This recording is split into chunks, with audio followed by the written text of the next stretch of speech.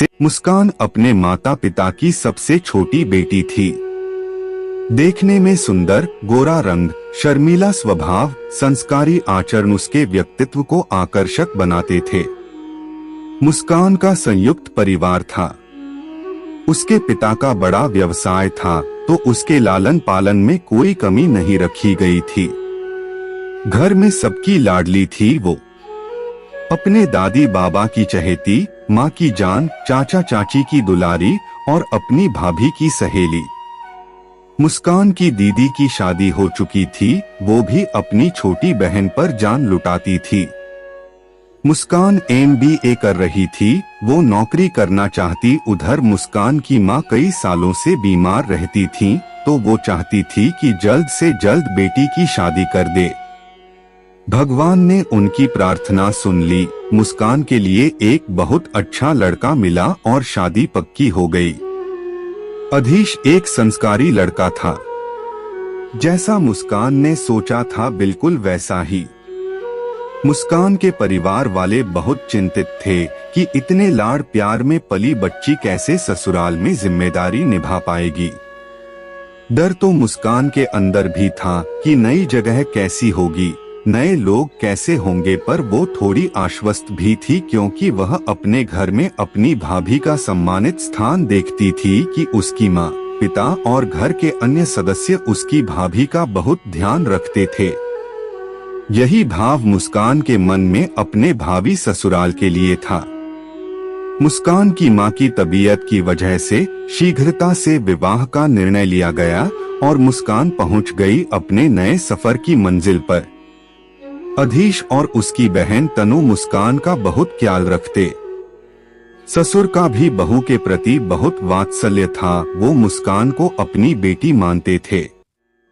कुछ दिन बीतने पर तनु हॉस्टल चली गई। अब मुस्कान को अकेलापन महसूस होता। अधीश और ससुर जी शाम को लौटते। तब तक मुस्कान अपनी सास पद्मा जी के साथ रहती, पर वो कुछ असामान्य महसूस करती थी सासू माँ के बर्ताव को देखकर। वो कोई न कोई कमी ढूंढ लेती मुस्कान के हर काम में, चाहे वो जितना मन से काम करे। वक्त बेवक्त ताने मारना, मायके को लेकर छीटाक्षी करना पद्मा जी की दिनचर्या का हिस्सा था। मुस्कान कुछ भी करे, पर पद्मा जी कभी उसका हौसला नहीं बढ़ाती। पर गलती से कोई कमी दिख जाती तो वो उस पर निबंध लिखने को तैयार रहती। मुस्कान बहुत दुखी होती। एक दिन मुस्कान ने अपने गर्भवती होने का समाचार दिया। अधीश मुस्कान का पहले से ज्यादा ध्यान रखने लगा।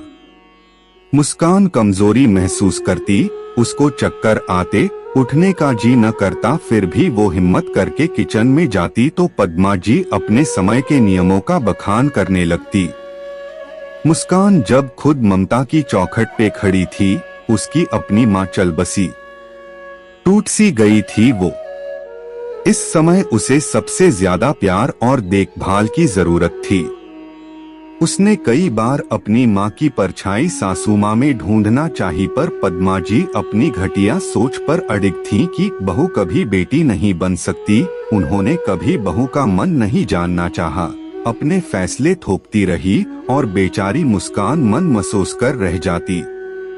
तनु जब भी घर आती तो पद्मा जी बेटी का खूब दुलार करती, प्यार से सर सहलाती। सर में दर्द होता तो मालिश करती। मुस्कान को यह देखकर अपनी माँ की बहुत याद आती, वो बस रोके रह जाती। जब मुस्कान की तबीयत खराब होती तो पद्मा जी उसका हाल तक न पूछती।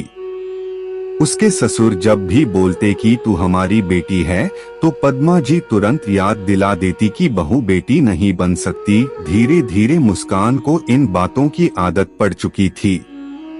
9 महीने पूरे होने पर मुस्कान ने ऑपरेशन द्वारा बेटे को जन्म दिया। घर के सब लोग बच्चे के आने से बेहद खुश थे। पद्मा जी पोते को दुलराती, पर मुस्कान के प्रति उनका व्यवहार नहीं बदला। अधीश उसे बहुत समझाता कि इन बातों को दिल से मत लगाया करो, लेकिन वह सास का स्नेह पाने को आतुर थी। वक्त के साथ मुस्कान पर इन बातों का असर होना कम पड़ गया। अब उसे सास से ममता की अपेक्षा नहीं रह गई थी। एक दिन बाजार से लौटते हुए पद्मा जी सीढ़ियों से गिर गई और उनकी पैर की हड्डी टूट गई।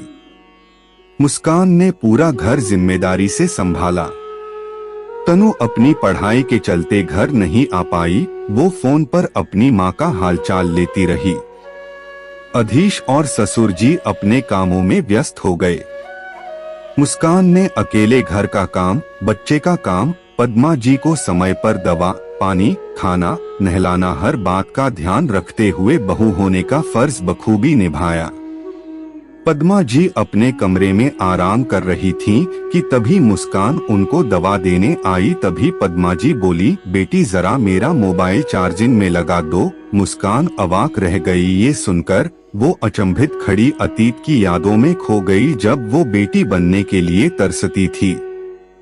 अचानक पद्मा जी की दूसरी बार आवाज देने पर उसकी तंद्रा टूटी और वो बड़ी विनम्रता से बोली, माँ जी आप मुझे मेरे नाम से बुलाएं या फिर बहू कहें। मैंने आपकी बात को आत्मसात कर लिया है कि बहू कभी बेटी नहीं बन सकती। मैं अपना हर कर्तव्य निभाऊंगी, पर बहू बनकर, जिससे मेरा अंतर्मन अब और नहीं दुखेगा। आज मुस्कान एक आत्मविश्वास के साथ खड़ी थी और पद्मा जी चुप्पी साध के बहू की बात सुनकर आत्मग्लानि से भर उठी थी।